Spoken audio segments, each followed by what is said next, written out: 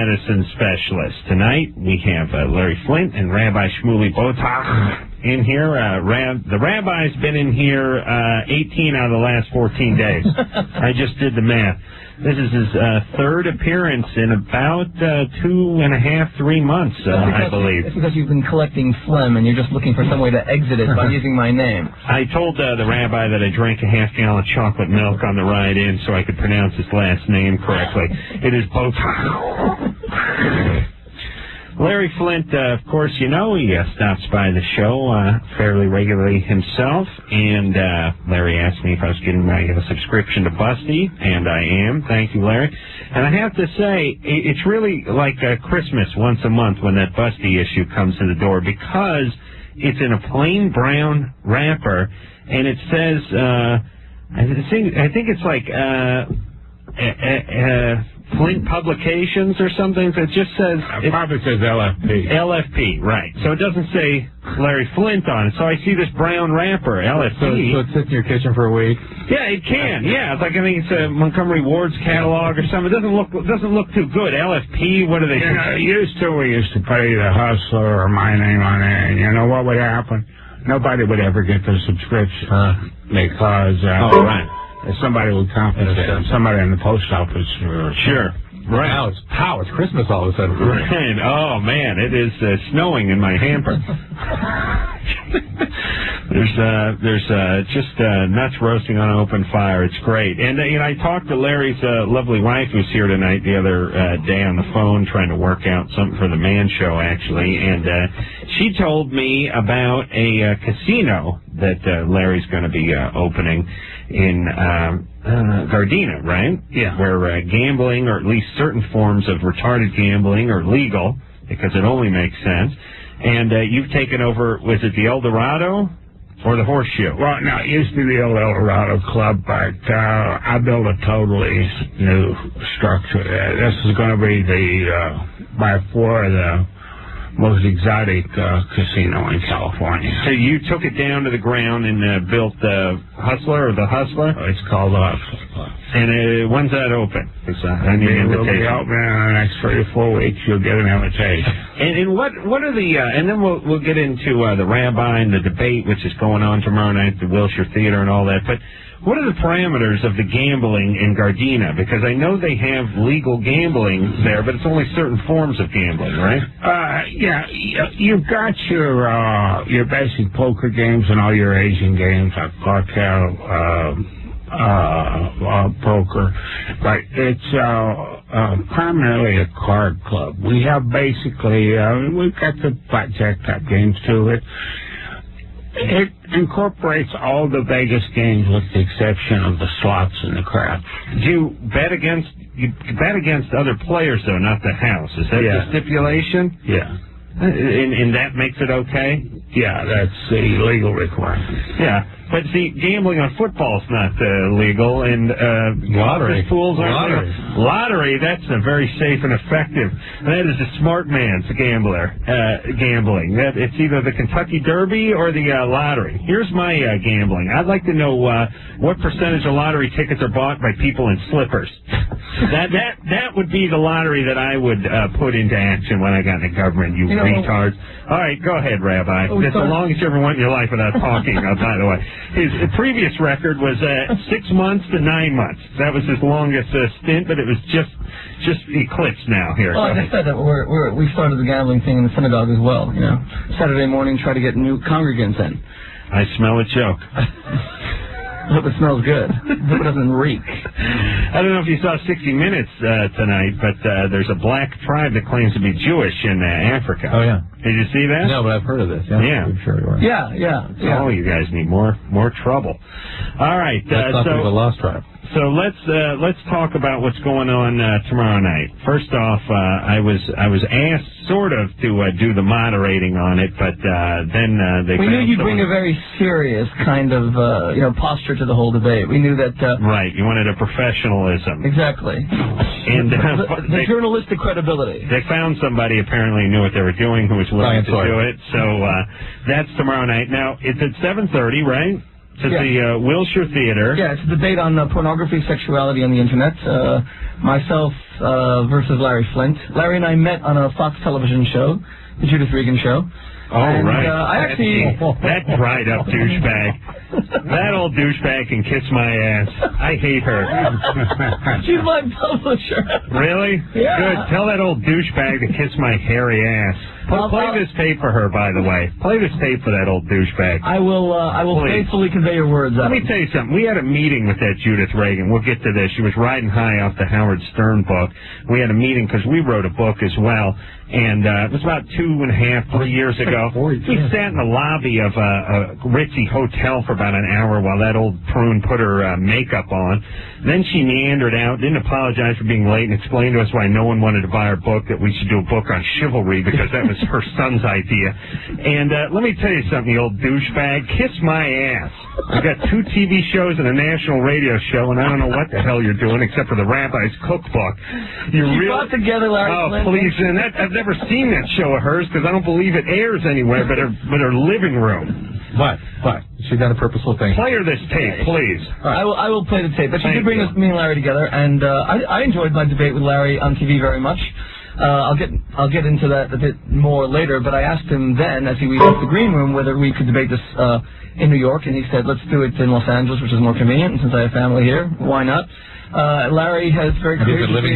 He's been living in Los Angeles to continue to do our radio show. That's right. I haven't left the studio, actually. My sleeping bag is just behind me. Yeah, he pitched a tent right in Lycus's office, and he hasn't been out of the building. I got my matzah for Passover almost set. Matzah and water. What is that? What is that when you hide the matzah? Is that just from the fat kids, or is everyone? Does everyone look for that matzah? That's the deal that the kids do. And you can't finish the Seder unless you get the matzah back. So Talk about that. Negotiate with their parents to get like a present.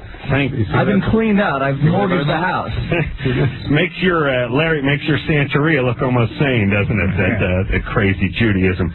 But Larry, when he walked in today, said to me, "There's not going to be a debate tomorrow." He said that he's conceding the point and he's converting to Judaism. That's what you said to me, right?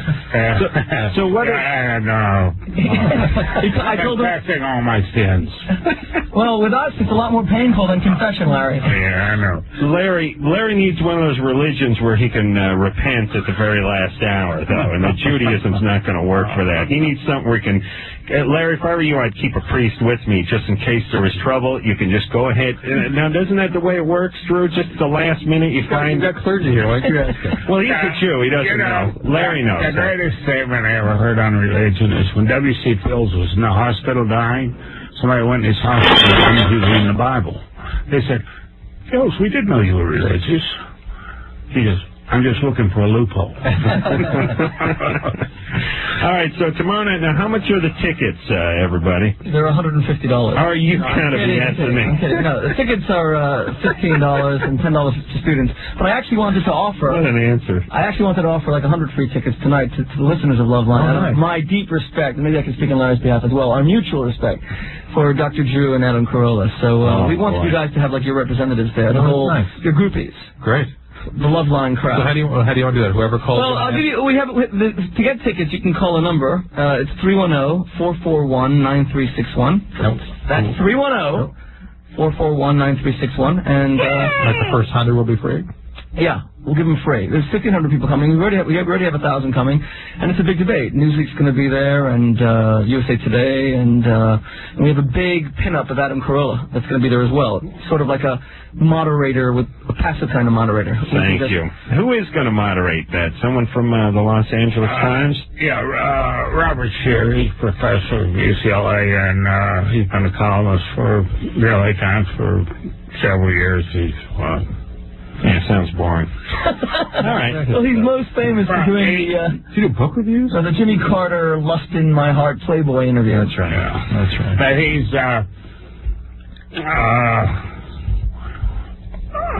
Robert in many ways is more political than even you guys are. So I thought, when they ran his name by me, I wouldn't have cared. Adam, even if you want to moderate, it wouldn't matter to me. But there were other people involved in it. But I didn't have a problem with Robert because I think he understands the politics of sex. That's something that a lot of people are not able to really grasp. What about people peeing on each other in your magazine, Larry? What's up with that? We're going to discuss that tomorrow, too. Are you going to bring that up? The politics of urination? About 4 years ago, one of our photographers was out in the desert with some models doing a shoot. And our girl squatted down by the side of the Jeep just to relieve herself during a break. And somehow the shoot got in the mix, okay? So I come across a photo editing desk, and we just thought it was kind of cute, what she was doing. Right. It wasn't vulgar in a sense. It seemed like a perfectly natural thing. But we ran that shot in the magazine, and we got more letters than anything we got in the last 15 years from people saying, hey, that was great. Give us more of that. Show us more of that. So, look, I don't know what the fascination is. I don't want nobody peeing on me. I'm not interested in peeing on anybody myself, but apparently that touched a chord with guys. Fantastic. So interesting. Well, these are all the kinds of issues that we're going to discuss tomorrow. One of the things I enjoyed in that Fox TV debate was that there were four of us. Me and Larry were two of the four, and we were on opposite sides, obviously. And no matter what people slung at him, and I don't get personal in debates. I like debating the issues. Larry was calm like the Buddha. He never responded personally, and he stuck to the issues. And I felt that we could have a really intelligent debate about what is one of the most important subjects in the world today, and that is 40% of the internet is used for adult material and pornography. Right. Now, when you consider that the internet is one of the That's alarmingly low. I agree with you. I'd like to see that move up to the 65 to 70 range in the next few years. I agree. Well, maybe Loveline can do its part. Well, we're trying. It's when you consider that the internet is one of the great technological innovations of the past 2 decades and of the 20th century, you have to just look at the fact that when so much of it is being driven by adult content, and some even argue that adult content is responsible for the spread of this technology, as they argue with videotape and everything else, then this is a serious subject that has to be debated because it's very difficult to censor. Should we censor, etc.? Anyone who has a Yahoo account or a Hotmail account will know. As soon as you get online, get one of those accounts, you see all those free things that come. I'm 18, and I can't wait to meet you. Come to my site, and it's a big one thing I would like to say about the internet, because it infuriates me that this never gets addressed in the very few debates that you see. But guys like the Reverend Falwell, who I've debated on numerous occasions, but, people of his ilk, they are so quick to criticize the internet, and they never bother bringing up the fact that there are over a dozen different browsing mechanisms that will enable you to control the content that's available for your children. Because, you see, the religious right realizes that they've lost this argument that consenting adults don't have the right to view whatever they want to in the privacy of their own home.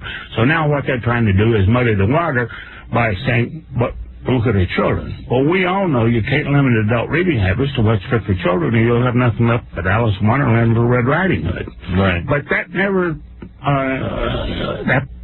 they missed that point. All right. Rabbi? No, I don't want a response out of you. We're going to the phone. Herman? Yeah? Save some for the show tomorrow night. Huh? Herman, you're 15. What's up? Not much. I was just wondering, well, when you lose your virginity, do you have to come inside the girl? Do you have to come? Or no, it's just considered penetration. Okay. And in fact, I think our criticism may be pertinent to you guys, I don't know, but the whole notion of what young people sort of conjure up as their idea of virginity is sort of determined individually, sort of randomly too. We have lots of callers that call in and say, well, I'm having anal sex with my boyfriend, and I don't want to. He wants to go all the way with me. Right. Wait a minute. She's saving herself for marriage. Yeah, we get a lot of that. And or they're engaged in oral sex or things that sort of used to come long after genital intercourse are now considered things you do in order to preserve virginity. And I think the notion of virginity really was, although it originally was an economic issue, was in modern times meant to mean chastity. Yeah, an issue. And that is something that people do need to determine for themselves. Right. But in terms of one point on the graph we can all point at is penetration. Right. And that's that. If you've done that, everyone would agree you're no longer free. All right. So, but Herman, you're not a hermit. I mean, not a hermit. You're not a virgin when you enter somebody. Okay. Okay. All right. Just a little bit. All right. Yeah. Thanks, man. All right. It's interesting that men ask these questions and seem interested in preserving their virginity. I mean, when did that come about? No, they're building an argument. They're building a case. I don't think Herman is interested in preserving that. Herman, right. Yeah. You're not interested in preserving your virginity, are you? Not anymore. He wants either A, wants to get rid of it as fast as possible, or B, argue it out of somebody else. Because it happened 2 days ago, and I was just wondering, like... Which friends you should call? Huh? Yeah. Yeah, I see. What did you tell his friends when he calls them? I see. Yeah. All right, so you're no longer a virgin, Herman. Okay. All right. But I will say that the most asked question that I get in lectures about relationships is when people ask me how they can reclaim their virginity and what they mean is in a mental state. How could they sort of love someone as if it were the first time? You don't get that from men very often. You get that from a lot of women. Well, even from the men. They're also sort of haunted with a lot of images of ghosts past, and they feel that they just want to let go and not immediately compare their new girlfriends to their previous girlfriends. That becomes very difficult when subjective love becomes objective evaluation. Yeah. And you feel you can't fall in love. You have to hit him on the head with a coconut, right? Is that the only way to erase those memories? That's exactly the advice I gave. It's the Gilligan's Island technique. Larry, how's the penis pump working out? We talked about that last time you were in here. Hey, the guy that did it for me many years ago, I just bumped into him the other day, and he said, look, he says some of the leading urologists are going to be out here on the coast, and he says, we have made some phenomenal advances. He wants to redo you. Since I did your... Yeah, they really have. Now it's all self-contained. How long? Well, his is self-contained. Mine's self-contained, too. But you have a bladder, I thought you were planning. No.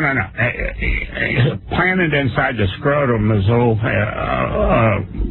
button about the size of a pea, and you just simply mash down on that, and when you mash that, there's a pump that's inside your stomach that inflates your penis. And the last time I looked at it, now they're all self-contained. You actually squeeze the tip and the thing goes up. But Larry, what if you get in a car funny and you're sitting on your nuts and the pump kicks in and your penis starts pushing through, your pants and out the sunroof? Couldn't that happen? It happens in real life. Face it. It's more natural. It sounds like a serious dilemma. It is. I think we devote much of our mental energy. Many urologists have been struggling with trying to make this more like the natural fact, and so there's the math class effects, the history class effects. Right. The sweatpants effect. Absolutely. So I'm telling you, yeah. Here's if I was a urologist, I wanted to restore someone's erection dysfunction. Here's what I do: forget about surgery, forget about drugs, put them in a pair of sweatpants and send them back to junior high. The penis will respond immediately. Ring a bell, have a bunch of 14-year-old girls walk by with peachy folders. I know they immediately achieve an erection. But so Larry, how does the pump work though? Is it electronic? No. What is the button activate? You have implanted in a lower part of your stomach, which is when you press that little device, implanted in the lower part of your stomach is a valve with fluid in it that opens and closes to fill the penis, and you will actually stay erect as long as you want to. That erection never goes away until you press the pump to release it. So why, if it ain't broke, then don't fix it, right? I mean, he just said you wouldn't believe the advances we've made, and he said, I think you'd like to hear about them, and you want me to give you a call? I said, sure. Yeah. Well, when Viagra came out, Rabbi, you have one of those pumps for your yarmulke, I've heard. Is that true? You just my beard, squeeze the end, pull on your beard, the yarmulke in place, like a raft. All right. What were you saying? When Viagra came out, a priest debated me about it, and he was saying it was a very bad thing. He was saying that, the beauty of old age is that you're released from the desires of the flesh, and now you can contemplate love of God and things like that. Now, because I'm opposed to pornography doesn't mean I'm opposed to sex. Sex is a beautiful thing, and one of the things I want to argue tomorrow, by the way, and I'll save it till tomorrow, but is that I think Larry really is a closet romantic, because if you read his book, you'll see why, but you'll have to read the book. But I said to this priest, I think that's true. I think it's a valid point. But I said to this priest, I assume, therefore, you're also opposed to dentures. You know, thank God when you get to a certain age, your teeth go and you can eat applesauce and not be consumed with the pleasures of the steak, and now you can contemplate and love God. Sex is important every stage in life, and Judaism is seen as one of the most important aspects of marriage, and that when you don't have sex with each other, it's a functional termination of the marriage when you consciously desist from it. So, I mean, what Larry is saying it's a serious subject, and it's beautiful that he's able to have that within his marriage. Christians should have known not to argue with a Jew.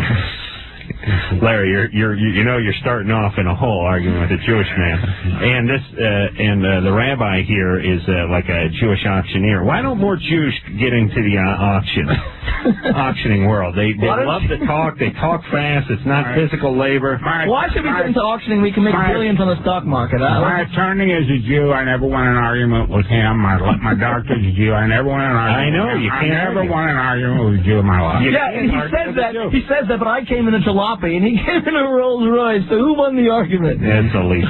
No food or bagel served at the livestock farm. Okay, Drew, please. Carrie, how dare you? Well, weren't you the one that brought up the fact that Jewish traditions tend to be instead of around alcohol, around food? Yes, that's true. Yeah. Judaism is a very sensual religion, and food is a part of that. Carrie? Because drink numbs your senses. Hi. What's up there, Sweet Pea? You're 16. Yeah. Okay, every female I know who's had anal sex does it afterwards.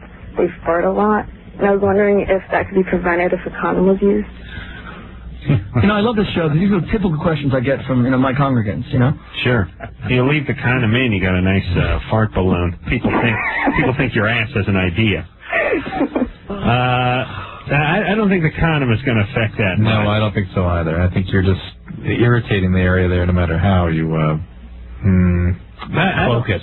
I don't know if that's... Those problems? What? You'd still get those problems? It's not something that's...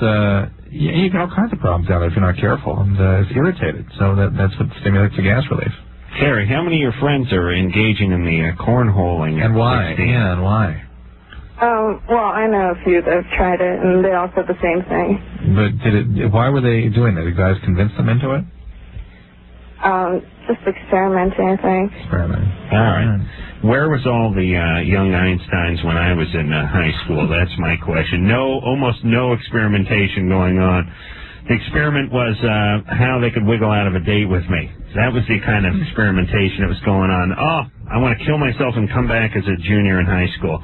That is my plan. Oral sex going on all over the place. Anal sex to keep hold of the virginity. It is a great time we're living in.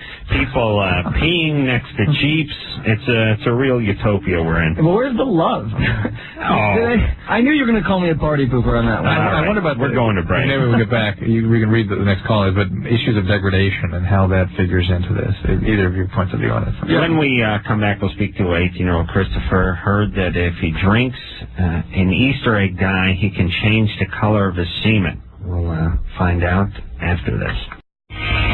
It is Loveline. I'm Adam Carolla. That is Dr. Drew. Phone number 1-800-LOVE-191. Bad Religion will be in here later this week. Robbie Gordon, the race car driver, and the fabulous band Everclear are also later this week. Yeah. Oh, you started with the best. Yeah, we started only go downhill from here. Rabbi Shmuley, Boteach, and, of course, Larry Flynt, who are going to be doing a little debate tomorrow night, 7:30 at the Wilshire Theater. Can I repeat that phone number? Sure. We're going to give 100 free tickets. It's a debate on pornography and sexuality with specific reference to the Internet. We're giving out 100 free tickets. You can call 310-441-9361. Say you're from Loveline. If there's only an answering machine, leave your name there, and we'll have the ticket waiting for you at the door. But the debate is tomorrow, 7:30 p.m. at the Wilshire Theater. It's going to be covered by the national media, and it should be very interesting. So, Adam, do you mind if I throw a question to Larry? I wanted to also say that Larry's bodyguard was going to urinate on the first 20 people through the door, just to sort of keep the theme going. Yeah. You can also download the debate on BeliefNet. BeliefNet is the country's leading religion, ethics, morality site. They have about 10 million page views a day. Very interesting place, and it's going to be broadcasted there, BeliefNet.com. So in Larry's book, he describes, and one of the things that Drew and I are discussing right now is that what's refreshing about Larry is that he is very honest. Whether you agree with what he does, don't agree, and that'll be our debate tomorrow. But he lays the facts on the table. He says that it's, you say, Larry, there that you really wanted to believe in fidelity in marriage, but that your first wife, Peggy, cheated against you and that broke your heart, and you determined then that you would never again be faithful to a woman, which seems to indicate to me that you believed in the idea of faithfulness, but someone had hurt you. And you decided that you weren't going to make yourself vulnerable anymore. But you have your wife here tonight, and it's the second time I met her, and she seems like a very sweet woman.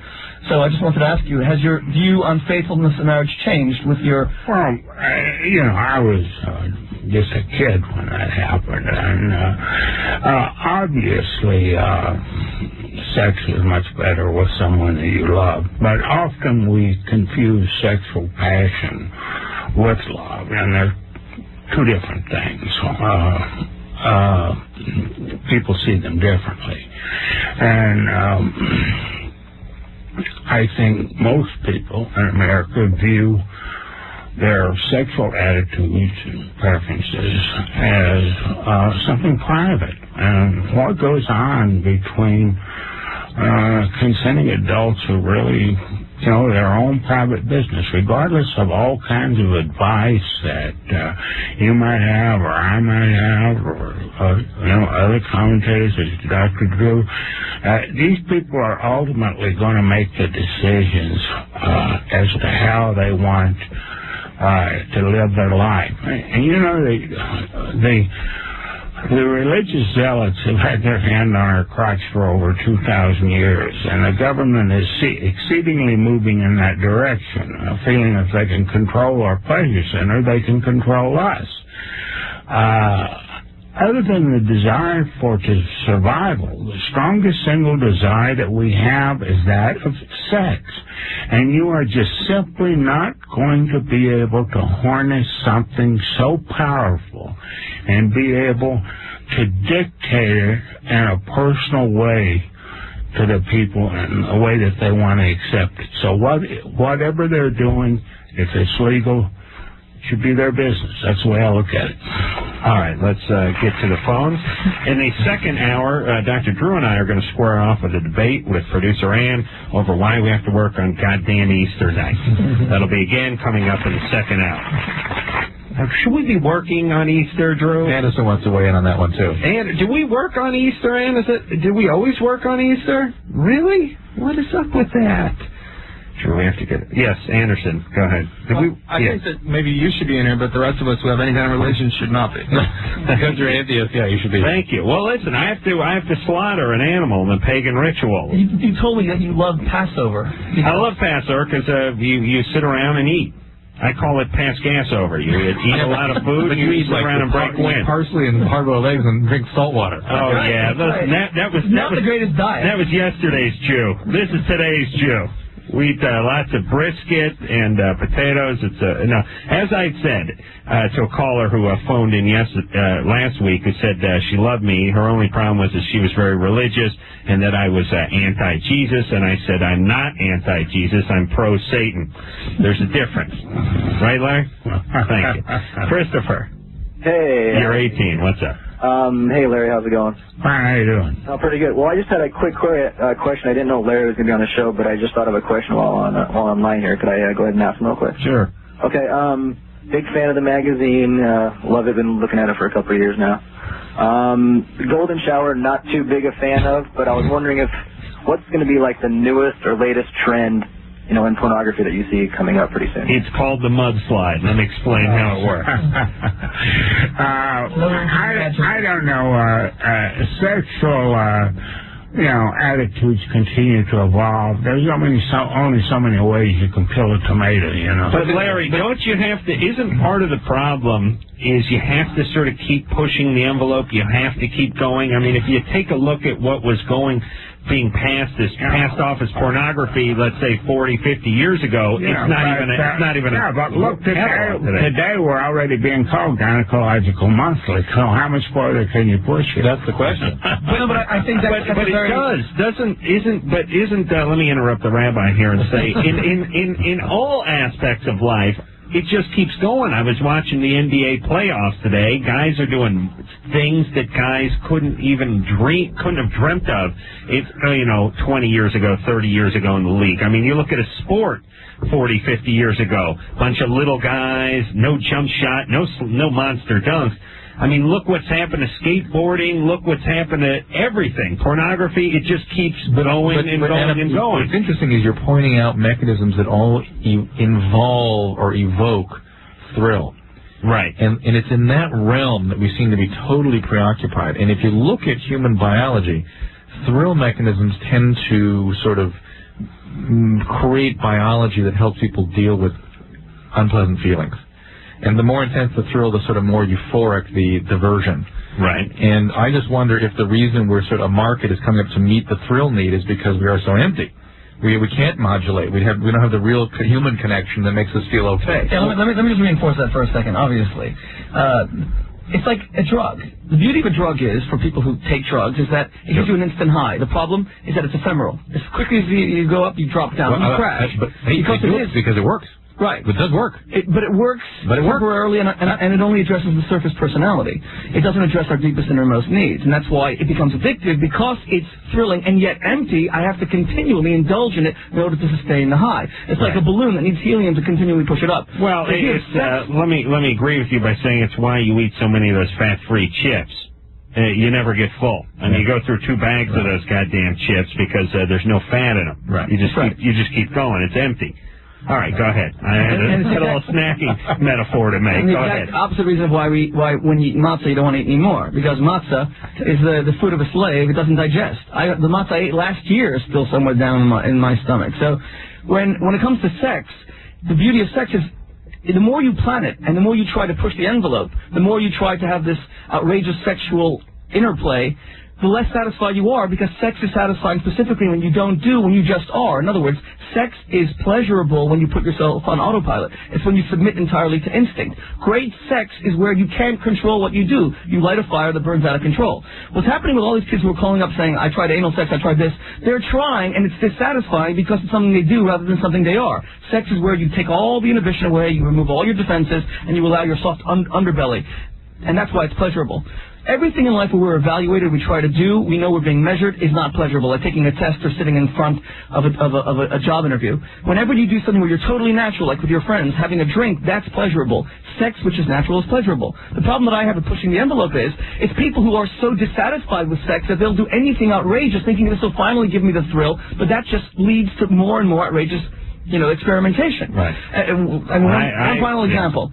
Studies show that womanizers, okay, guys at JFK, alleged womanizers. All of the biographies written by his alleged mistresses, like Judith Campbell Exner said, that although he was the sexiest guy, he was a terrible, terrible lover. Sex lasted 2 minutes. Well, non-Jew. And there you go. And the reason is that he didn't have to renew himself. When his sexual repertoire was exhausted after 2 minutes, and when he got bored, he found another woman instead of finding deeper levels of the same woman. And that kind of intimacy, I think, which is what also breeds love. You know what? Larry says the same thing about, and I don't mean to be painful here, God forbid, but the way you describe the love for your wife Althea. You basically say that with everyone else you were having impersonal sex, and you also say that impersonal sex was a way of sort of distracting you from the pain you had experienced in previous relationships. But with her, you used the word soulmate. She was a soulmate, and it was much more satisfying. You even say there that there were other women who were much better in bed than she was, and yet the sex with her was most satisfying because you loved her. That's very true. All right, that's a good place to hop back on the phone. And by the way, Larry's poor wife Liz is sitting in there. If you have a rabbi wax on about I don't want to be sexual indiscretions, never being faithful to a woman again, the sex never went better than the book is there. Liz is a very sweet woman. Rabbi, have some goddamn decorum, would you please? Liz is a sweet woman, and I bet Larry is a very good husband, and so he appears. But this is a book that exists, and it's a very fascinating book, and people should really read it, to be honest. Christopher. To see the real Larry Flint. Oh, no problem. Anyways, all right. So you think you can drink Easter egg dye that's going to turn your semen different color? My girlfriend and I, and then the kids can all look for it out in the yard. Is that what you're saying? I took a sip of it yesterday and about vomited. I wonder if that has any validity to it. No, please.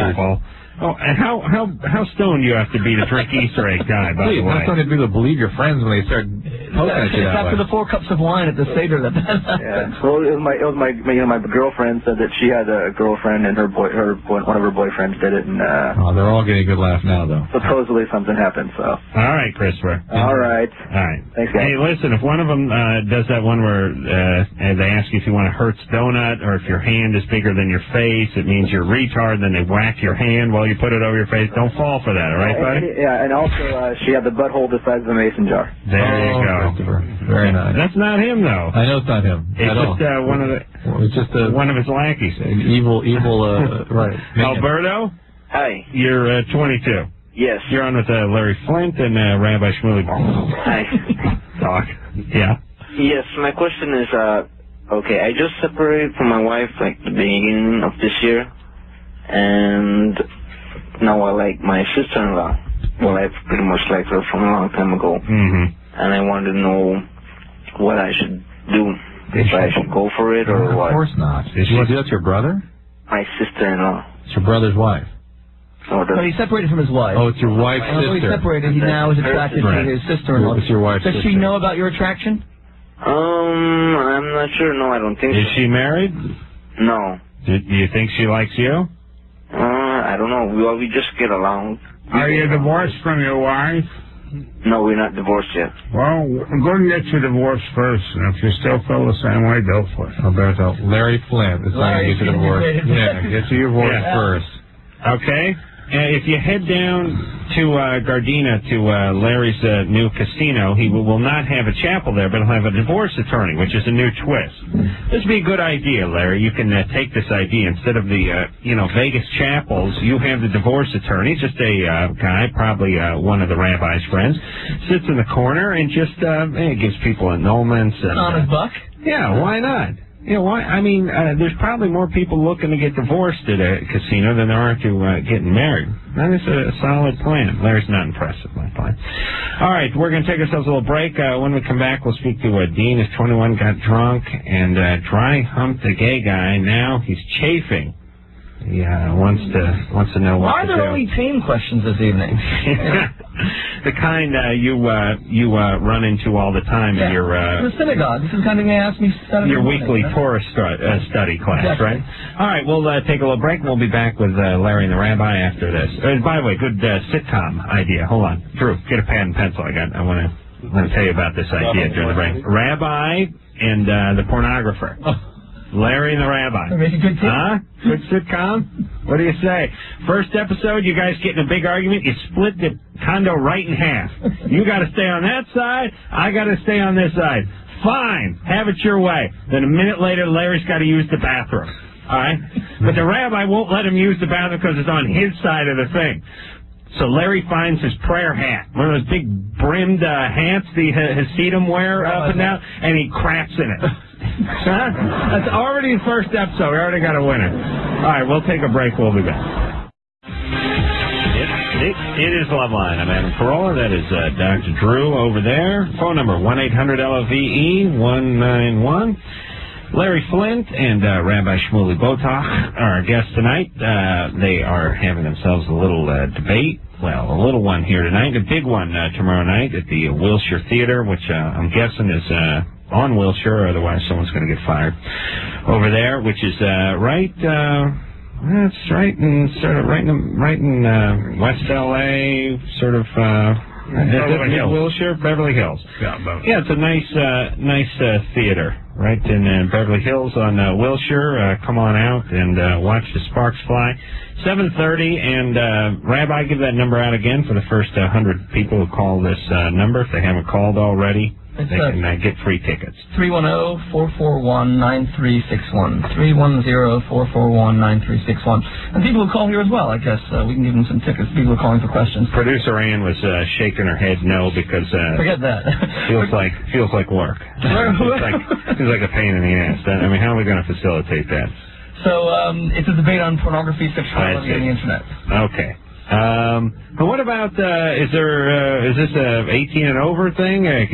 Should kids come out to this thing? I mean, there's going to be some frank language and some discussion here, right? I don't see, and maybe Larry will feel differently, I don't see it's going to be that explicit, there are some very important issues to debate. I mean, Larry's been through all the great debates. Well, I don't know about the rabbi, but I don't think I'll have anything to say that I would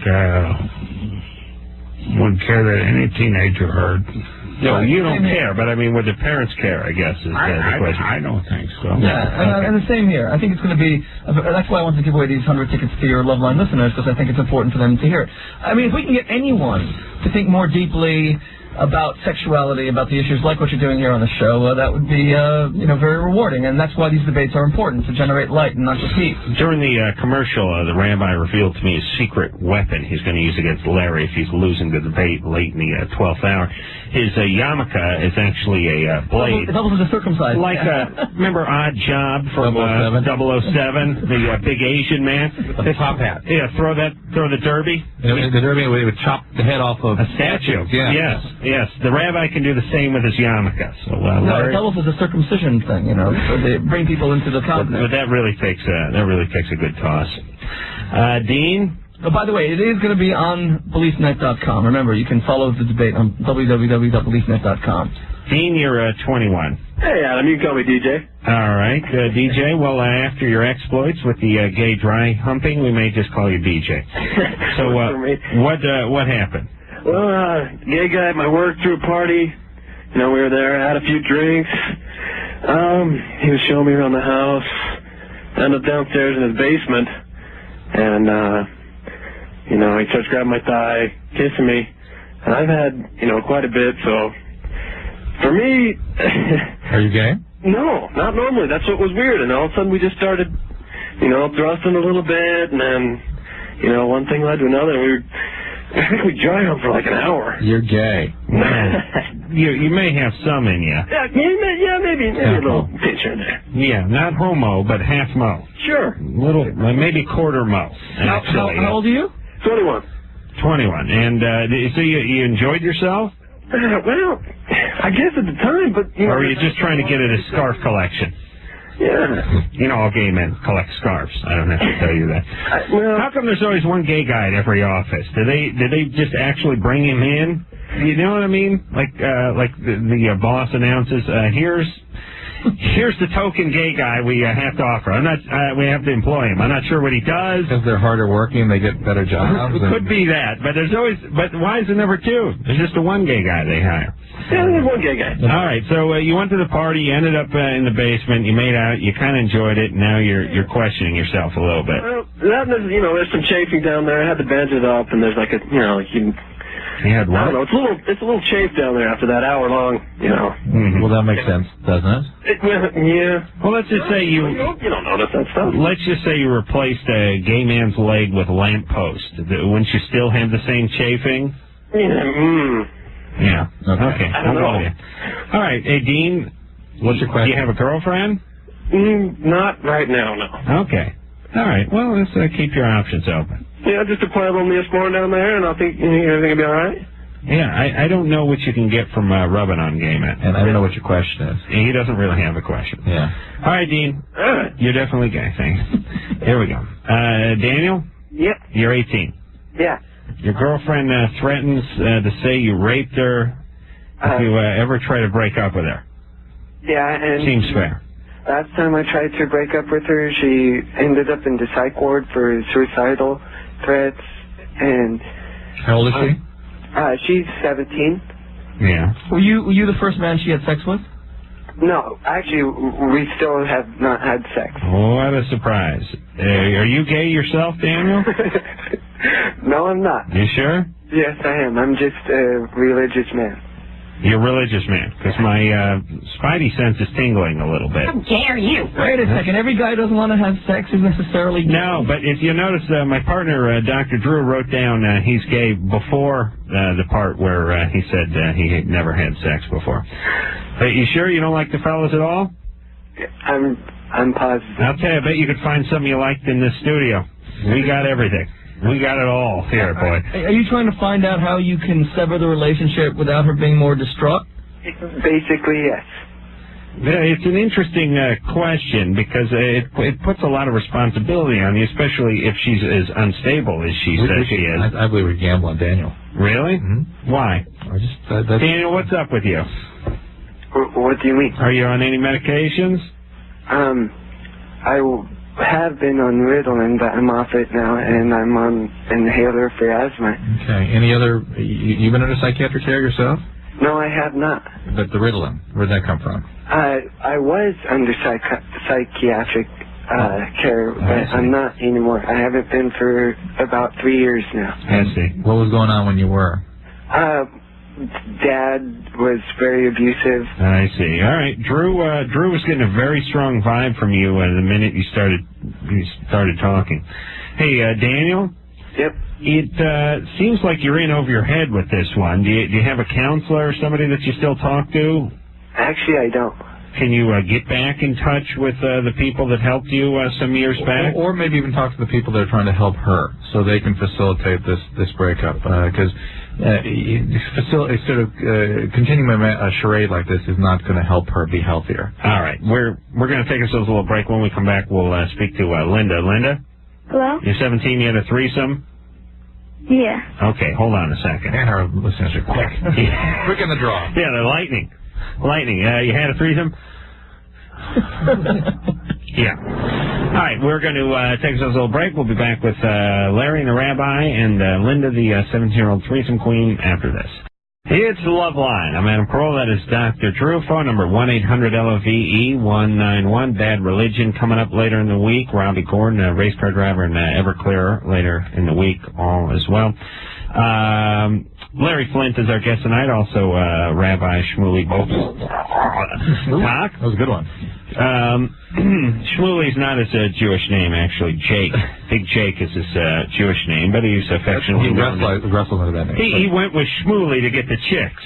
Well, Shmuley is actually a contraction of two words. Shmu comes from the Hebrew word shamu, meaning killer whale, you know? And Lee comes from the Hebrew word Pamela Anderson Lee. You put them together, you get larger-than-life Jewish sex symbol. So, wow. I see I got jealousy raging in your eyes, Adam. I'm not going to let you out of this room. Way too much competition from the Rabbi with the ladies. Tomorrow night, 7:30, speaking of competition, Larry and the Rabbi are going to be going at it at the Wilshire Theater right there in Beverly Hills, and come one, come all. We're going to hop back on the phones. We'll get to Linda. Linda's 17. She had the threesome, right, Linda? Yeah. This is with your boyfriend and your ex-boyfriend? Yeah. Oh, boy. Whose idea was this, Linda? Mine. Was it really? Yeah. And what were you seeking to achieve? Do you love your boyfriend? Yeah. Did you want to make him jealous? No, my ex-boyfriend looks better than he does. So why are you with his current boyfriend? Hold on, we're going for our money. Hold on a second, Linda. We're doing some gambling, all right? Now, you got to be honest with us, right? Mm-hmm. Okay, hold on. Boy, this is going to be tough because I'm sure the rabbi doesn't carry any cash, and Larry only deals. Larry's going to lend me some. Larry deals only in gold bullion. So, do you have like I don't know, a hundredth of an ounce of gold or something? Can we shave some of the gold off when you're doubloon? The last time I was in this debate with Larry on Fox, we were blinded by his watch. I mean, you take one of those little particles out of the watch, that'll cover it. Yeah, take that watch and just chip one of the diamonds off. I chose the wrong profession. That's what is evidently clear from our two watches, okay? I don't want to be insensitive, but when you're in a wheelchair, where do you hide the wallet? I mean, does that go in the top pocket there? Bodyguard carries. Oh, he carries it? I'm overdue for a good ass kicking, by the way, from him. All right, now this is going to be tough between the rabbi and Dr. Drew, who has some Jewish blood in him. I fear that I'm going to have to put another buck up. No, I think it's going to be. All right, so wait a minute, Rabbi, you put a buck? I'll put a buck. Put a buck. Come on, deep into it. I'll put a buck. Do you have Jewish blood? Yeah. Oh yeah. You never buy retail? Didn't you see he didn't put $1 up there? He has a change maker that the ice cream man wears. They just usually bets in nickels. All right, I'm putting I only have 10. I'm gonna have to borrow about 100. So. I got 20. I got 10. Drew, get another $1 out there, would you, for Christ's sake? I'll put one in for the rabbi. You put one in for Larry, and here's what we're gonna do. By the way, Larry, is that a new Rolls you got out there? It's very nice. It's a new Bentley. Yeah, that's turbo. That's turbo. Yeah, what's that thing set you back? About 2 1/4, something like that? No, $365. $360. I thought that's the Gentile retail price. I could have gotten that for 1 1/4. Done for him, though, of course. You know what I mean? I could have. I thought just the convertibles were up over $365. Good car. Christ. That's worth it. Oh, it's great. I used to own Rolls Royces all the time, but boy, that Bentley Turbo is 10 times the car the Rolls Royce. Wicked car. Tons of, 400 horsepower. What did you come in, Adam? A Cuisinart? I mean, you didn't exactly. I drove a salad shooter over the show. It's a moped that's actually powered by a salad shooter. Thank you. Now, what is this? What's the bet? Well, hold on a second. I want to find out real quick about this. The car again, this Bentley. When you buy a car that's 360, you don't lease it, do you? I always do. You lease? Yeah. Because this is going to be funny. Now, what do you pay a month on a car that's $365,000? About $8,000 a month. $8,000 a month. Yeah, and at the end of the lease, I just buy the car out, and then I trade it in on my new one. I see. You do realize that Larry and I agreed that if I win the debate tomorrow, I get the car. Right. That's part of the. You guys are debating for pink. Yeah. He gets your '79 Nova. You get the Bentley Turbo. He gets the 1,000 copies of Unsold Kosher Sex. And I get the car. All right. Now here's how the gambling works on this show. We gamble on our callers' past, not the present, not what they're doing today, but what kind of environment they grew up in. And Linda over here, who at the ripe old age of 17 thinks it's a good idea to have a threesome with 2 guys she's either dating or dated. Yeah. One an ex-boyfriend, and is fairly cavalier about the whole thing. That leads us to believe there was some hijinks in her past. Now, could be dad was an alcoholic, dad could have been sexually abused her, or sometimes the smart money's just on everything's fine and she just got a wild hair up her. So we'll start with the rabbi. Rabbi, what do you think? About Linda's past? Yeah. I think that Linda had some trauma in her past. Now, that's very vague. That is vague. This way I can win the pot without having to be specific. I think that Linda may have experienced some abuse, and that women who are abused typically demonstrate male-oriented sexual tendencies. For example, they find it very easy to separate their emotions from their bodies, so they will engage in casual commitment-free sex. And especially here, I see her really trying to subconsciously play 2 guys off each other, because she didn't just choose 2 strangers. She chose 2 men who were once the object of her adoration. Rabbi, you going with sexual abuse? Sexual abuse, which led her to take her heart, put it into a little closet, and say, you could have my body, I'm too young to protest, but my heart's mine. All right, Rabbi saved the commentary. We're gambling here. So I have this great thing about the Torah. He's going with sexual abuse. By who? This by the rabbi. Oh, by who? I'm sorry. I know another rabbi actually abused her. A dad, neighbor, uncle? I would say a relative. Relative, yeah. right? Not dad. Not dad. Well, that's a relative. Well, somebody else may want to say dad. Okay, well, we'll see. Maybe we'll I wouldn't say dad. I'd say a relative. Not dad. All right, Larry, what do you think? From listening to her voice, I believe that she's a very adventurous young girl. Experiment. That's not inhibited. Okay. And is what she feels living her life to its fullest. All right, so no abuse, no wholesale abuse, just free soul, free spirit. All right? Red-blooded American. Now I know why he doesn't gamble with his own money. And, Drew, what do you say? You go ahead. You want me to go? All right, I'm going to go with no sexual abuse, divorced early, parents, no contact with dad. Dad did a little boozing before he left the house. Maybe either a stepdad or boyfriends, not great guys, neglected.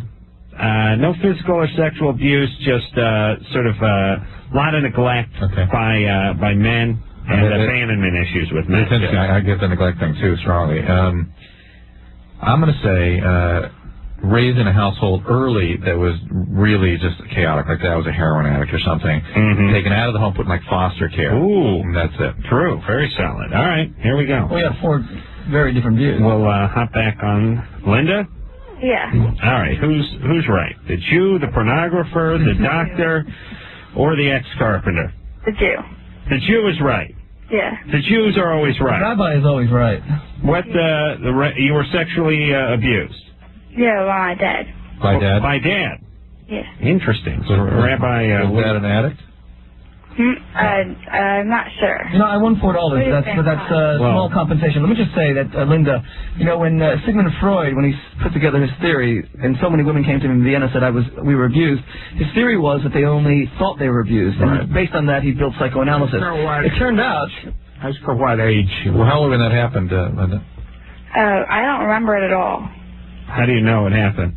Well, I found, my mom's, hidden files, and I found out that way. And then, she put it on the doctor's notes, and it just, it popped up, and she didn't know. She was like, oh, my God, she found out. Well, wait a minute, Linda. Let me just ask you a couple of questions before Rabbi starts talking about Jung for 20 minutes. Your dad is where now? He left. He left. And when's the last time you saw him? 93. Okay, so it's been 7 years. He left when you were 10. And why did he leave? Oh, well, he, lied. He said the court took it away from him or something, but in reality, he just decided not, because he didn't want to pay. Okay, so you don't have contact with him now. Mm-hmm. And how's your mom? I don't know. She's sort of depressed. She's pretty depressed. Is there a man in her life? No, she hasn't had a date in 8 years. I see. Maybe you can set her up with one of your ex-boyfriends. And according to these documents that you saw, your father sexually abused you at some point. Yeah. Okay. Have you ever had a dream that you're either naked or even dressed, but you're sort of out in the street and you're knocking on doors, and people answer it? It looks just like your home, but a stranger answers it. Anything like that? I came to school in my underwear, but that's it. Yeah, I mean, a lot of people who've experienced sexual abuse later have these strange kinds of dreams. I don't have them anymore. I used to have them. I have underwear dreams. One thing that bothers me about this is, she's saying she's abused, but she can't remember it. I find that troublesome. Well, repression. You will consciously repress any kind of experience that threatens... Well, but before the age of 3, it's real difficult to remember stuff like this. This happened when you were very young, Lynn, is that right? Yeah, I think so. Well, again, you saw this document. What kind of document was it? I saw it a long time ago. It was just this notebook, and it had Was it illegal? I'm documenting what I said and stuff. I guess. Was it a legal thing? A legal document? No, I don't think so. But they have it at the doctor's office. Were you ever put in foster care or anything like that? No. And has your mom been involved with other addicts? Any addicts? No, I don't think so. Was her dad an addict? Alcoholic? No, I think he raped her, though. He raped her. Right. It's sort of the typical pattern is then they will go get another child rapist. All right. Just a word of advice on this whole thing. What often happens to girls when they are molested, whether they're consciously aware of it or not, is that they compartmentalize their hearts and their bodies, and they sort of say, look, I'm little, I can't protect myself, but you can have my body, but you'll never have my heart. And later they go into these cavalier, casual relationships exhibiting a typical male sexual kind of drive where they'll have two guys, and they're almost trying to demonstrate through their sexual activity, I'm not vulnerable to anybody. I can play you guys off against each other, I can have sex with both of you, I'm impervious, I'm an island, I'm a rock. What you need to do is sew your body and your heart back together again. That's what's going to lead to wholesomeness. I mean, basically, male genitalia is on the outside, and a lot of guys treat sex like an out-of-body experience. I'm doing something to somebody else, and they can take their emotions out of it. But the female genitalia are on the inside. It's almost an invasion, and you want to feel close and loving and trusting of the guy you're with. And you really have to do some healing, and that means reclaiming your innocence. Hey, Linda? Mm-hmm. All right, so I do agree with the rabbi there. Now what are you going to do? The first guys... all right, here's what I'm going to say, Linda, because we're spending too much time on this. Something bad happened to you, allegedly. You're certainly acting out on it now as if it did. And can you just stop acting out? I don't know. No? All right, can you not get pregnant then? Yeah. You can do that? Get on the pill. All right. Can you come to our debate? Where are you calling from? Glen Burnie, Maryland. Oh, you're in Maryland. All right. Get on the pill. Please, just don't get pregnant. It's a 5-hour flight. Yeah, you can fly out. Come on out here for this. All right, listen, the rabbi gets the $4. No, I don't get the $4. It's borrowed $1 from Truth. Well, that's true. He gets the $1 back. Are you paying you back? Yeah. Wait a minute. I lent the dollar to the rabbi. You lent the dollar to Larry. All right, fair enough. I'm taking that. Okay, can I now do a deal where I offer that remaining $3 for Larry for the watch? How about a little deal? I've thrown a signed autograph book as well. How much is that watch worth, Larry? Do you lease it or do you own it? This watch is about $100,000. I've got one that costs $750,000. Oh my God! I only wear it on special occasions. I bought it at the Piaget factory in Geneva, Switzerland. I always wonder who bought stuff 5 years ago.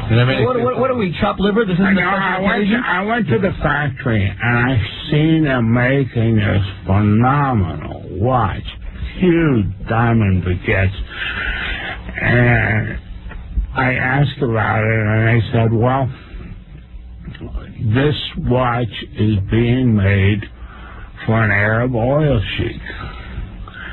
And so I said, well, when he makes, because they only make like one of a kind. I said, well, when he finishes it, can he make me one? And that's how I wound up with a watch. Wow. Amazing. $750K, huh? You can pay off third world debt. Jesus Christ. Michael? And Adam, his garbage collectors come at 6:30 in the morning. Yeah, but he's so far away with his gate and his sprawling property, he doesn't hear them. I hear my mailman, guys. 3P. Larry, what time does your mail show up? Do you know? I don't know. That's the beauty about being Larry. Doesn't know when the mail shows up. Michael? Yeah? Hey, Larry, do you have any porno in the car I can have, for the ride home? Yeah, sure. Okay, I go out to the car. It's a little bit of a tradition. I call it the walk of shame. Michael? Yes? You're 16. Yes. All right, so what's up? First off, I wanted to say, what's up, mayonnaise? That's my rap name, thank you. Yeah. That's my main name. Oh boy, smoke a little pot, Mike? No. Yeah? Really? Seriously, I don't. Okay. What's your question? Okay, my left testicle, it's really been in pain for the last couple of days, and it's been spreading in my lower left abdomen, sort of. That can be a lot of different things, but most seriously, it can be a torsion of the testes. Yeah. It can twist, the blood supply can be cut off, it can necrose, die, and become a medical emergency. But, how does that happen? It just happens in some people spontaneously. It can also be infections and things and inflammation of that area. But the important thing is that a doctor look at it as fast as possible. Yeah, because I'm, going to the doctor tomorrow. All right. If it gets severely painful during the night, you go to the emergency room, okay? Okay. Can I say one more thing? Yeah. Yeah, Adam? Yeah. Number one, you're a genius. Thank you. Number two, did you whack off to Yes. I'm just going with yes. I'm playing a hunch here. Did I whack off to what? The chick from Save Ferris and her sister. No, I forgot to. You're right. I promised her I would. How do those two things go together, the genius statement and the whack-off statement? Is there some intrinsic connection between them? I believe there is. As a matter of fact, it was funny. I was talking to Danny Ash, who's a big boob queen. I was dealing with Larry and his fabulous busty issue. He's a big boob queen? Danny Ash is a female. Oh. Okay. And she is this big internet, big top queen. And you met her? I spoke to her over the phone on Friday. Right. And I was talking to her, and I was talking to Larry's lovely wife, Liz, I believe, about doing something with his publication for the Man Show, et cetera, et cetera. Is this back to the toilet thing again? Yeah, I'm going back to the toilet with getting back to the genius part. He worked this on Hugh Hefner. It didn't work. Yeah. It's magic. Don't worry, though. Larry, I know where my real friends are. That'll prove Heft didn't want me to do it, but Larry welcomes good publicity I'll bring to his publication. And the thing I like about Larry is people don't know. They always think hustler with Larry, but they don't think busty. And many of the other, I think, 37 or so publications. Yachting. Yeah, it's yachting. It's a bunch of computer magazines. So anyway, I was talking to Danny Ash, who's this knockout blonde with a huge rack on her, about helping me out with this. And she said that's fine, and she said I could log on to her website, and I needed to choose a screen name so that she could put it in her computer so that I could log on for free, because this is how she makes her money. And she said, what would your screen name be, or what would your code name be? And I said, I'm going to jack off would be my name, because every time I go on a computer, I mean, let's face it. And she said, well, it's too many words, so I said IGJO. Igjo, and she went, Igjo it is. And the first conversation she's had with this young lady. Right. So now everyone can just log on as... I'm going to jack off. Yeah, I'm going to jack off. Yeah, check that out. Thank you. See, I love the kids. Becky? Genius. Thank you. You're 15. What's up? I want to know if condoms worked in water. Like, if you were going to have sex in a pool or jacuzzi or something, would they work? Like, I think I've heard some concern about the heat in the jacuzzi after too long a period of time, but in general, there's no specific problem with the condom in the pool other than keeping it on, making it work right. Yeah, woman's vagina is dirtier than any pool I've been in, please. Thank you. Thank you. Thank you, 15. Don't let them talk to you like that. Can't you guys just do it on a lounge chair? Do you have to get in the pool with the condom? I wasn't saying I was getting in the pool. I was just... You're talking about a friend? You're 15. Just planning stages. I see. All right, Becky. Thank you. All right, enjoy yourself. All right. What I do is... By the way, the show's called Loveline, right? Now, when are we going to get the question about the love part? That's what I'm waiting for, still. Like two people saying, you know, a question about how we're going to fall in love, stay in love, how do we maintain passion, romance in a relationship? How do I sweep a girl off her feet? You know, should I write her a poem? Should I, like, pull a Cyrano de Bergerac outside her window? How am I going to make her swoon and make her melt or something? And it was kind of questions. Yeah, they don't draw the kind of numbers that the cornholing questions. Okay, Amanda? I apologize. I have a question, and when I masturbate, sometimes I bleed, but I don't bleed all the time. That can be normal. Are you on the pill? No, I don't have sex or anything. Are you on medication or the pill? No. Any history of ovarian cysts or endometriosis? 17. Are your periods normal? Regular? Yeah. Regular. Are you using your hand or some barbecue equipment? No, just hand. Don't worry. It can be a normal thing. Sexual activity can stimulate bleeding in some women. Okay. Okay? All right, thanks. All right. I don't bleed when I masturbate, but the crucifix I have hanging on the wall, that'll bleed on occasion when I'm masturbating. Very eerie. Well, tears frequently. Tears, constant tearing, but occasionally some bleeding about the ankle and wrist. All right, we're going to take ourselves a little break. Thank you. Larry's trusty bodyguard just ran out to the Bentley and grabbed me some pornography. Yeah, but on the subject of Larry's publications, we were discussing off air, all of us here in the studio, that there is this great sort of this desire for Asian fever.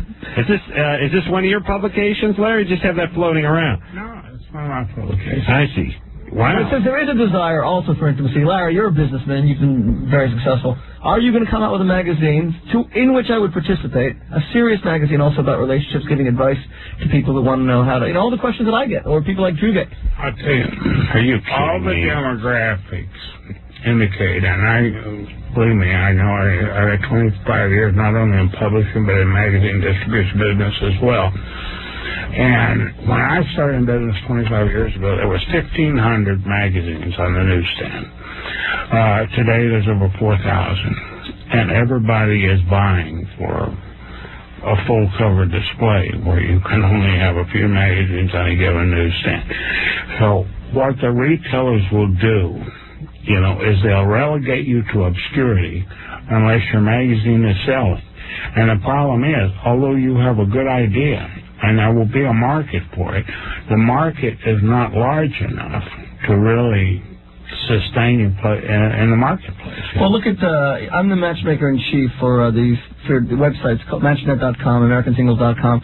One of the amazing things is, it's not just porn that's flourishing on the Internet, it's matchmaking. People who really want to find a serious relationship. Right, so they can cornhole each other. No, most of these sites are very serious. On AmericanSingles.com, you can't be voyeuristic. There's no nude pictures or anything like that. And the market is huge. I mean, Match.com. All right, listen, I got 3 pages in the Hustler, already chicks taking a leak. There you go. I told you. All right, and I'm going to peruse Asian fever and the... So my serious relationship magazine died horrible after idea. 5 minutes, huh? Yeah. Larry, is it over? Yeah, it's been over. It has been over. All right, we will take ourselves a little break here. Larry Flynt is our guest, also Rabbi Shmuley. Adam, are you sticking around in the studio during the break, or no? I'll be going to the quiet serenity of the Westwood One bathroom with Asian Fever publication in hand. And Drew, if I'm not back in time because I'm going for 3, I'd like you to start the next segment. Okay, fair enough. We'll be back. It is Loveline. Wait, Larry Flynt had something to say. What was that, Larry? I thought you were getting me over here for an hour. Oh, really? Here for an hour and a half. You want to go, huh? Yeah, you can leave after this break if you want. Late. Yeah. You'd leave at 11, too, wouldn't you? Come on. Of course. Especially at a Bentley waiting for me. Now that he's got his magazine, yeah. He could leave now. Oh, yeah. Yeah, you could have left 10 minutes ago when your bodyguard dropped off this pornography. Well, Larry, if you don't mind, because I know you're busy, and we do appreciate you coming in here. Why don't you just ride out this last break about another 10 minutes, and then we'll cut you loose. And the rabbi's going to stay here and do the overnight shift. I haven't left. No, you're never going to leave. This is a little shrine. It's a little synagogue now. Jack? Yeah. You're 16. What's up? Yeah, I was wondering if there's any way to decrease your libido or stop masturbating. What's going on there? Well, I'm a Christian, and I really don't like to masturbate, but I find that I can't really control myself. What are you actually down to, I guess we should say? Let's see. Well, it's about 5 times a week. Right. Yeah. You're sure doing it a lot for something you don't like to do that much. Yeah. Well, this is an interesting thing for Rabbi to touch. Yeah, I mean, this is an issue I think a lot of religious people, or even people who just think that sexuality is something that should be repressed. Not repressed. No, I don't believe in sexual repression at all, honestly, and I'm not part of a tradition that believes in sexual repression. We believe in sexual expression. But you're not a fan of masturbation either, are you? One of the things I quote in Kosher Sex is that an amazing statistic that husbands who masturbate in marriage have more arguments with their wives, which makes a lot of sense when you think about it, because if you have a big argument with your wife, and often arguments lead to the best kind of sex because of the emotional distance that's been created, and eroticism is always predicated on distance. You can either apologize to your wife and say you're sorry and make love and kiss and make up, or you can go into the shower. So there's your choice. Often masturbation becomes an excuse to avoid intimacy. He's 16. Right. Okay, obviously. How many wives do you have, Jack, at 16? No, at 16, it's slightly different. This is what I would suggest. First of all, don't get hung up with guilt about the whole sex thing. But what you can do is just keep your head involved in things that aren't always sexual. For example, and remember, masturbation's not a crime. No, it's not. But he's also saying, I mean, when we... oh, this is the perfect music for me. When I was studying to be a rabbi, one of the things that was very important to us was study. And there weren't a lot of girls around. We did not date. And sure, we thought about women. We were natural and human like anybody else. But we really tried to put our head into the books. We did not feel guilty about our desire or our lust, and we didn't see a little devil hiding behind all of it. He's saying he masturbated a lot when he was studying. No. Into a book, I hear. Yeah. Look, there's two men. There's two kinds of guys, they say. One who denies they masturbate. The other one who... those who masturbate and those who lie. That's right, okay. But it is true that I felt that I could turn my head to pursuits that I felt were very important to me. And at the age of 16, it was the acquisition of knowledge.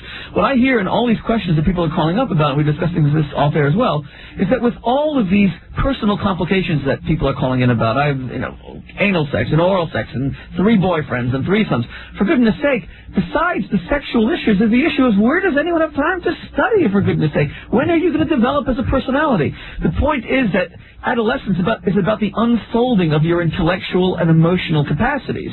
And if they're going to be stunted because all you're doing is putting up brush fires, if you become a forest ranger rather than a city planner, then you're not going to have the healthiest adulthood. Let me make a different point, though.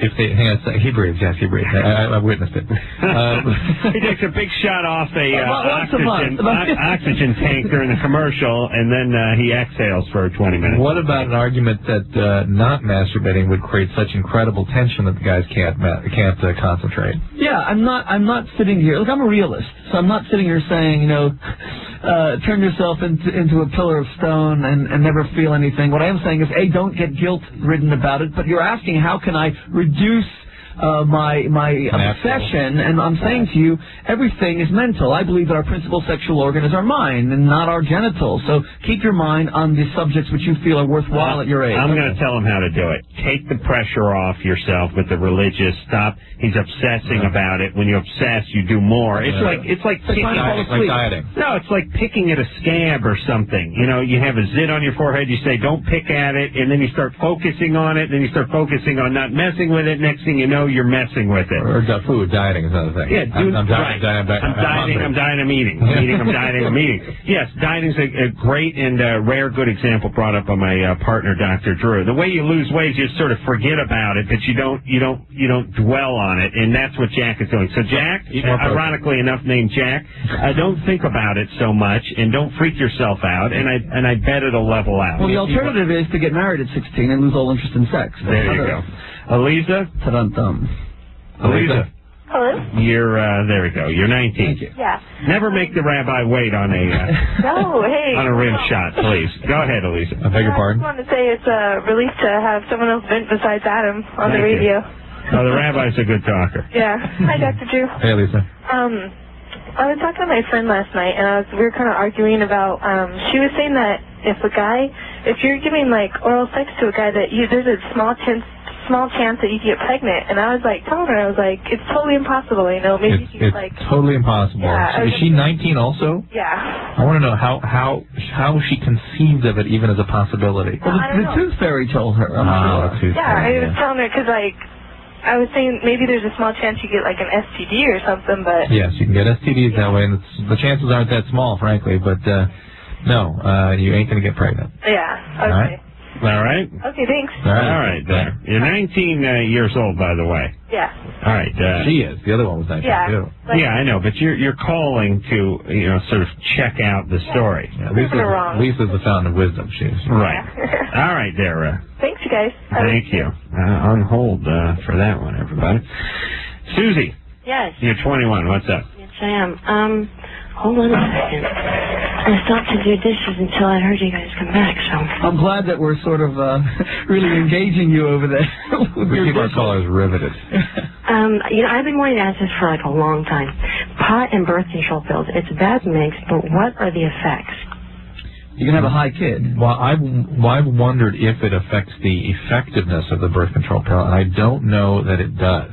I've been looking for some data on this. You would have heard of it if it did. Yeah, although, that we do hear these people. No, I've not seen any pattern to suggest that it really affects the effectiveness of the birth control pill, though just about anything can, so it makes sense to me that it might. I'm so glad that you're answering this question. In terms of, I'm telling you that I don't know of any evidence that it does. And secondly, in terms of any adverse physical effects, no, there's no synergistic or additive effect of the two together. Each one has their own potential problem. Okay? Okay. All right, Susie. So keep smoking that weed. Like it. Yep. Thanks. You're so hostile. Yeah. Hey, Susie. Yes? Listen, we're sorry we took time out of your busy goddamn day to answer your crappy question. Why don't you clear up your attitude a little? Oh, I'm sorry. All right. Thank you. That was a light reprimand. That was light, yeah. That's the loving. All right, Susie, get back to the Tupperware. You know what? I have a lot of other things that I would like to go over, but I don't know how much time you guys have or how much you like to invest. Well, if we liked you better, we might address another question, but we're not fond of you. Give her one more, just for fun. All right, one more. Forgiveness. All right. Where's your Christian love? There you go, Susie. I'm lost. Do you have another question? Drew expects great things from this question. Well, you guys usually, I don't know, I have things listed that you guys usually ask when you ask other people. We know you have that history. I'm sorry? We know you got some stuff going on. Right. Okay. Yeah, by the way, you have an ambulance driving through your living room. We know that's not a good sign. Yeah, it's kind of... All right, Susie. What the rabbi said about heart and body, that they need to become rock and be wholesome. Ooh. That speaks to me. Uh-oh, well, you've been abused, so... I like that. Susie, you were abused? Yeah. Yeah. Because it's weird, because, and listen, I'm sorry for coming down on you, especially since you've been the victim of abuse, but you can get, even when you're being nice, there's a little hostility in your voice. That we pick up on it. You're defensive. You're who can blame you? A little bit angry, and I'm guessing a man did you wrong at some point with this abuse when you were younger, and it's in you. I mean, you can feel it on you. As someone who's never spoken to you before. Always. Yeah. Well, what happened? Dad. Pat. It was my mom's fiance. Oh, boy. Yeah, I was 7 years old when he left. It happened for 2 years. Years. I would love to find and just, I'm sorry, I would like to find this man. Right. And look him in the eye and ask him why. But I know that there's no way. But you see, so long as I would understand. There's no way I would understand his way of thinking because I know it's wrong. Well, he was probably abused. No, but you can take a certain amount of satisfaction in knowing that either he was abused or he has a brain tumor. Yeah. I mean, I have family members that have also been abused by different people, and my biggest thing is they see these people at family functions. But what about... And it doesn't bug them. on some level. Your family's, the Adams family moved out of the neighborhood. Yeah, we're capital dysfunction. Well, listen, hold on. You got fire engine going down your entry hall now. We have a fire station, 3 houses. No kidding. Hey, Susie. Listen, baby. Listen. I'm sorry. All right, that's all right. Listen to me. What about your mom? Are you angry at your mom for bringing this world-class a-hole home? No. Why not? I mean, I know you're angry at him, and you should be angry at him, but they're a-holes all over the place. She found this guy and brought him home to you. Mom didn't know. Mom was probably lonely and wanted a relationship. I hate Mom. I hate Mom because she just kicked him out. She didn't say anything. All right. Hey, she didn't come home. It happened to her, and she never... Of course. It's a pattern. Hey, Susie? Yes? Stay on that birth control, baby. Well... Please. You don't have any kids, do you? I do. No. I have a gorgeous... No, check this out. I brag about this girl. I know you brag about it. Don't bring any predators around. Don't bring any guys around here. Because any guys you bring around are going to be predators. Seriously. You get a dog from the pound, he's going to hump this kid. I don't trust your judgment. Her father what? Her father is still around. And he's... No. Not alone with her. Not alone with her, Susie. Swear to God.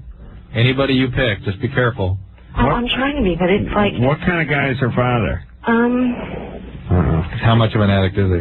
Oh, he's not an addict. What is he? He's older and is still at home. Still at home. All right, good. Hey, Susie? Is he a responsible father? Does he support your daughter? Financially, he's being made responsible. If not, he doesn't see her. We've had that agreement. Beautiful. All right, Susie. Don't leave him alone. No more kids, please. Oh, I'm trying not to. Okay, good. And hey, Susie, you love your kid so much, you can't be high all the time around her. Stop smoking the weed. Get off the weed. Don't escape your pain. And you just said that your mother never said anything. You have a need for a release. You need an emotional release.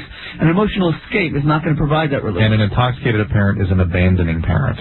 By definition, the child experiences it that way. Well, the good news is if she ever falls asleep smoking a joint in bed, the fire department, which drives to her house every 10 minutes, will quickly extinguish the flame. You know, I was saying to someone the other day, how come you never hear about people falling asleep with a lit cigarette and lighting a mattress on fire anymore? Oh, happens all the time. It does not happen like it used to happen. It used to happen all the time. I mean, it was always... People don't smoke cigarettes much. You would read the newspaper, and it'd be like, what happened? Why did the apartment building burn down? Guy fell asleep smoking a cigarette. It was always some story about a guy falling asleep smoking. No one falls asleep smoking anymore. Because people don't watch TV anymore. They channel surf. They can't fall. They're always pushing the remote. I long for a simpler time when people burn down casinos and apartments and other buildings falling asleep. I got something funnier than the burning bed. That's all. This was on the River's Wash Service the other day. This woman was in bed with this jockey, and her husband comes in. So she convinces him to get under the bed. And her husband is this really huge guy. So and they start having sex, and the bed collapses. The jockey, breaks his nose, It hurts him real bad. Man, has to go to the hospital. I thought that was pretty funny. That's a good story. That story proves that there's a God. That's what Larry is saying. That was divine punishment. It was retribution. All right. Larry Flynt is going to get out of here. He's stayed 44 minutes longer than he wanted to. I want to correct one thing that I said earlier about Robert Scheer, who's moderating the debate tomorrow. He's a professor from USC, not UCLA. Ooh, yeah. I said that. I see. All right. The debate's tomorrow night, 7:30 p.m. That is duly noted. USC is a much worse academic school than UCLA. Thank you for that correction, Larry. Larry Flynt, thank you very much for coming in. All you kids, go out there, get yourself a subscription to yachting or a computer or Wild China Woman, whatever strikes your fancy. You know, my 32 magazines I published, my second largest selling magazine is a magazine called Tips and Tricks. The average reading age is boys of 15 years of age. And it's a computer gaming magazine. Really? It's the largest one in the country. And that's number 2, and I'm guessing... Number 3 is Yachting Rabbis. Next to Hustler, it's the most profitable of all of them. You know, and people never mention that, because when they write stories about me, they're only interested in mentioning Hustler or Busty. Well, I always explain that you have all those publications, but I'm only interested in Busty. We have to take ourselves a break. I'm guessing the rabbi will hang out, and now it's our debate, 7:30 tomorrow night. There you go. Theater. I was about to say that, Rabbi, and we'll be back after this. It's Loveline. I'm Adam Carolla. That is Dr. Drew over there. Larry Flynt is rolled out of the building and into the Bentley, and the rabbi is still left behind. Again, the big debate tomorrow night, 7:30, Wilshire Theater. Bring the kids, and we'll hop back on the phones. Kathy?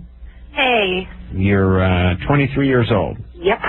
You're obsessed with your schizo-alcoholic boyfriend. I'm not obsessed, but I've got issues I don't know how to handle. All right. Basically, I met him. He seemed normal. We started dating. I realized he was not so normal. On a weekly basis, he changes his mind whether or not he wants the relationship. And so why do you hang in? I don't know.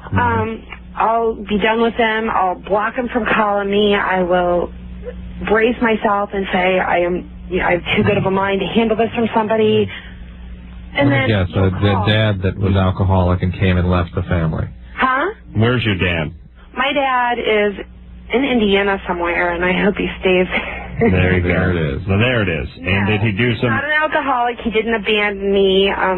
He and my mom were married for years and years and years before my mom passed away. But he did abuse me. He did abuse you? He did. In what way? Didn't you just say he didn't abuse me? I thought you just said he didn't abuse you. No, he didn't. He's not an alcoholic. He didn't abandon me. But he was abusive. Well, he wanted you around so he could do things to you. Exactly. What did he do to you? Well, to make a long story short, every night that my mom was in the hospital dying, he would come into my bedroom and make me perform oral sex on him. Perfectly normal, perfectly healthy. How did I know you were going to say part of the grieving process? Please. Oh, boy. How dare you accuse him of being a bad father? I'm doing okay. I've cut off all ties with him. All right, good. Kathy? He was using no substances at the time? No. Oh, please. How? He's older. He's like 72, 73. Listen to me. Yeah? You can, and how old were you at the time? Well, my mom passed away when I was 19. The first time she was hospitalized, I was 14, so it went on for a good 5 years. 5 years. How is it that you go in and get oral sex from your own daughter and not at least have a few shots of booze in you? Because he's sick and twisted. I know. That's what I tried to tell you before. Freud thought that all these women were lying to him, that they were fantasizing about their fathers, but they weren't. We know how common it is. We deal with it every night. God. Every night. But the fact that she has chosen a severe alcoholic leads us to believe that. You know what, though? Here's the thing. This is it in a nutshell. He's not... I didn't believe he was an alcoholic. My brother was an alcoholic. I've witnessed it. Okay, well, now, wait a minute. Was your mother an alcoholic? No. His dad was a boozer. He has to be. Because the gene has to come from somewhere. But I'd never once seen my parents drink in my whole life. Never seen them use alcohol. And I came from a nuclear family. I mean, I never once saw my dad abuse a substance at all. Well, then deal with Adam's question. Weren't you surprised when your father came in while your mother was ill and demanded this? And what was your reaction? Well, this is normal behavior. Did you ask him for an explanation? Did you resist him? Well, yeah, I resisted him, of course, but I was shocked. I never thought it would happen. I mean, I was always like my mom's child. My dad kind of resented me for that. I was a spoiled brat growing up. I was the overachiever in school, and my dad resented that for some reason. So, and he would, so for 5 years he went into your room for oral sex. He scared me into keeping it secret. I just now came clean with it about a year ago. He came into your room for oral sex for 5 years. Only when she was in the hospital, but it would be a nightly thing while she was in the hospital, and she was in the hospital. When she finally died, she got up to the point where she was in the hospital a couple times a month. God, I could just see your mom going, I feel a spell coming on, and you're going, oh, Christ, you know.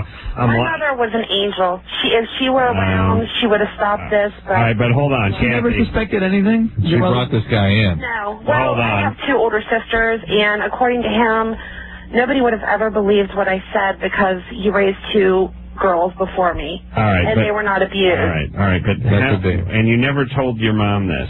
No. No. My mom was kind of the buffer between my father and I, so... I know, but listen, how can mom be an angel when she marries the devil? Yeah. I never believed that. I know someone's boozing, something happened to mom. Well, who cares? The point is if you pick a guy, we don't like him.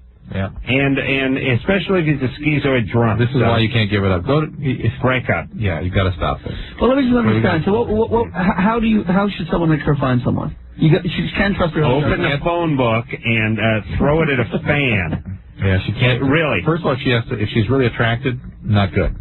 Yeah, because overwhelming attraction to a man, that is bad news. That's reparative. She's trying to repair something with that. But try to be a little more objective about guys, looking for guys that, be very slow with relationships and get therapy. Should she employ the use of a third party? Yeah, sure, but get therapy. It's a 4th and 5th party. A nice Jewish boy would work. Good Jewish matchmaker. We'll take a break.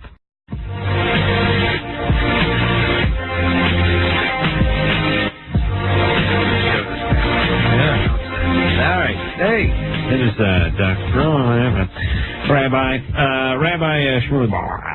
You probably ran out of phlegm by now. I did. Say my name. Thanks for coming in again, Rabbi. We'll see you, next week? Tomorrow. Everyone, go check out the Rabbi and the pornographer, Locking Antlers and, Locking Horns and Yarmulkes over at the fabulous Wilshire Theater in Beverly Hills. That's tomorrow, 7:30. Or you can follow it on BeliefNet. And you can read my stuff on AmericanSingles.com and JDate.com, which are Jewish and mainstream dating venues for people who want serious relationships. Every story a happy ending. Thank you, Rabbi. We'll see you soon, and again, thanks for showing up. I'll let you guys into my studio. Thank you. Until next time, this is Adam Carolla for Dr. Drew saying mahalo. Well, I'm having anal sex with my boyfriend. And I don't want to, he wants to go all the way with me.